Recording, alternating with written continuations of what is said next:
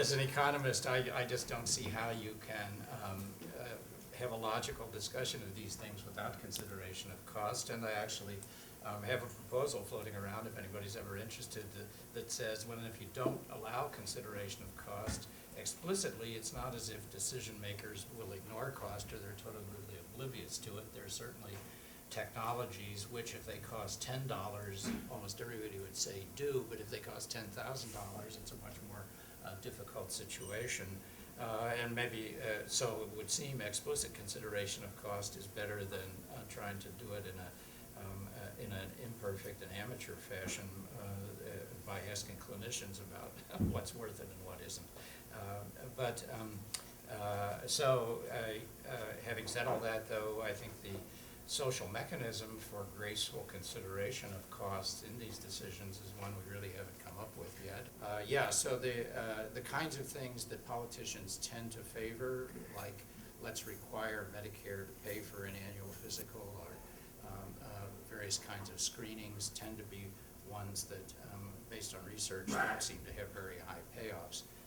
And I'm still trying to come to terms myself with but what seems to be a growing trend toward discovering that more aggressive disease management programs that involve more than just changing insurance coverage do seem to have merit. That's sort of my reading of it. I completely agree with those responses. Let me just point out there's a distinction between long-term budgetary impact and whether it's cost-effective or worth going, right?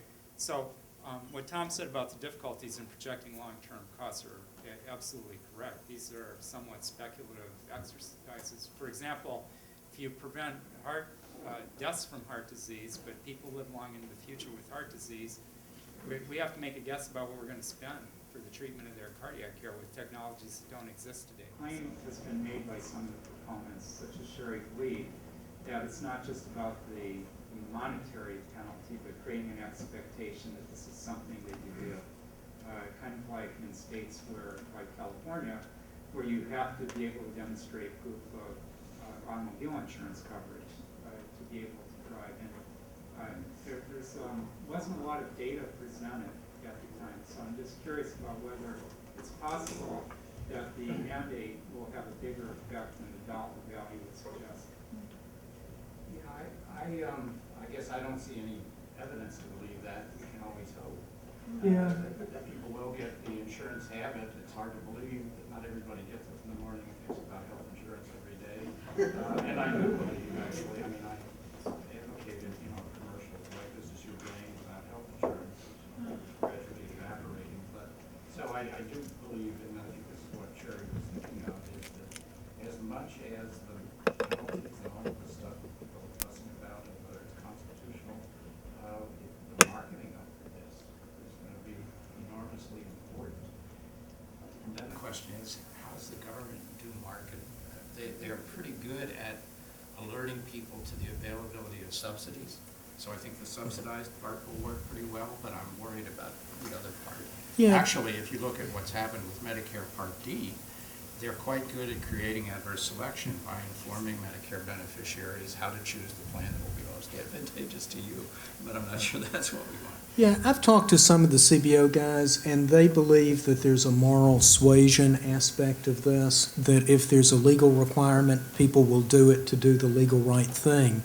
And they point to, in the conversations I've had, compliance with the requirements to file income tax. Now, my impression is the penalties for not filing your income tax are somewhat more substantial than the penalties. And, I had a short conversation with my 18-year-old daughter, and she's really into politics for reasons I don't understand. But, she was asking about this, and I said, okay, the penalty at that time, starting in 2014, was $96 a year. The average price for single coverage was running around $1,500 for someone in her age range. And for her, it was a no-brainer, 96 versus 1,500. And so my bias is people will make it as a financial decision. Well, there's actually data. For those of you that had access to a radio this morning, you might have heard the report on NPR related to the experience in Massachusetts, where the number of people that were expected to buy insurance was dramatically lower than the number of people that actually did buy insurance. And the triviality of the financial penalty clearly was cited as a factor. Now, whether there was some moral suasion that made that number bigger than it might have otherwise been based on purely economic grounds is unknown, but it's pretty clear based on, again, the events in one state where the insurance exchanges, et cetera, are somewhat mirrored in federal legislation, that might at least give us a hint as to what's going on. And I don't believe that. I mean, I obviously would have been fascinated to listen into the CBO discussion, but I can't believe that anybody believed that $96 was an effective deterrent. I was on the quiet car on Amtrak this morning, and I probably shouldn't comment on a study I haven't heard about, but at least the story I got in Massachusetts was they had a much higher rate of take-up of the subsidized coverage than they'd anticipated, which is fine with me, but that's not quite the same as what we're talking about.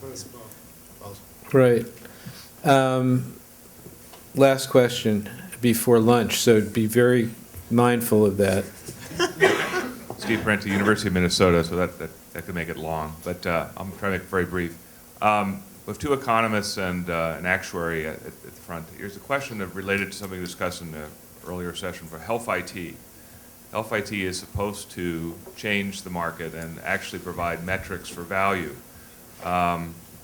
This is something Alan talked about before, and even Mark, nothing else shook its head yes when Alan made the comment about what's happening at Penn being the same as what would happen at Stanford. The question I have is if more data actually shows up in health IT streams, will actuaries use it to price the value of these innovations differently and more robustly? Yes. I